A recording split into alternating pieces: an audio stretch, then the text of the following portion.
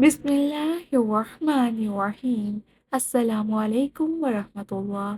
آج کی ویڈیو میں ہم آپ کو بتائیں گے کہ افطار کے وقت کیسے دعا مانگنی چاہیے، کیونکہ جب ہم افطار کے دسترخوان پر بیٹھے ہوتے ہیں اور اذان کا انتظار کر رہے ہوتے ہیں تو ہم بھوک اور پیاس کی شدت میں ہوتے ہیں۔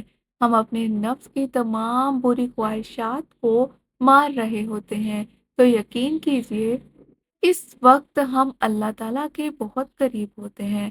اللہ تعالیٰ نے ہمیں اس دنیا میں اس لیے بھیجا ہے تاکہ ہم اس کے احکام کے مطابق اپنی زندگی گزاریں، اور رمضان میں جب ہم روزے کی حالت میں ہوتے ہیں تو ہم ان تمام برائیوں سے رکے رہتے ہیں جن سے اللہ تعالیٰ نے منع فرمایا ہے۔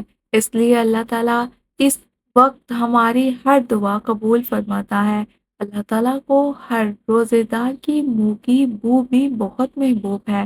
جو بندہ اللہ تعالیٰ کے احکامات کے مطابق روزہ رکھتا ہے، بھوکا پیاسا رہنے کے ساتھ ساتھ خود کو ہر نفسانی خواہش اور برائی سے بچا کر رکھتا ہے، وہ اللہ تعالیٰ کا محبوب بندہ بن جاتا ہے۔ اللہ تعالیٰ نے قرآن و حدیث میں بھی ہمیں فرماتے ہوئے کہا ہے، میرا روزہ دار جب افطار کے وقت دسترخوان پر بیٹھا ہوتا ہے اور اس وقت مجھ سے جو بھی دعا مانگتا ہے، میں اس کی دعا حاجت کو ضرور قبول کرتا ہوں۔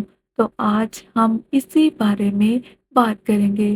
افطار کے وقت ہمیں کن الفاظ کے ساتھ دعا کرنی چاہیے، دعا کے آغاز اور اختتام میں ہمیں کیا پڑھنا چاہیے تاکہ ہماری دعا قبول ہو۔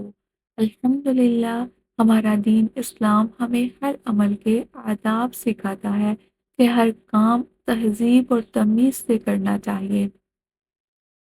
جب بھی دعا مانگے اپنے ہاتھوں کو آسمان کی طرف رکھیں۔ ہاتھ اتنے بلند ہوں کہ وہ سینے کے سامنے ہوں یا کندھوں تک ہوں، کیونکہ یہ دعا مانگنے کا مستحب طریقہ ہے۔ افطاری کے وقت خاص طور پر دعا ضرور کریں، کیونکہ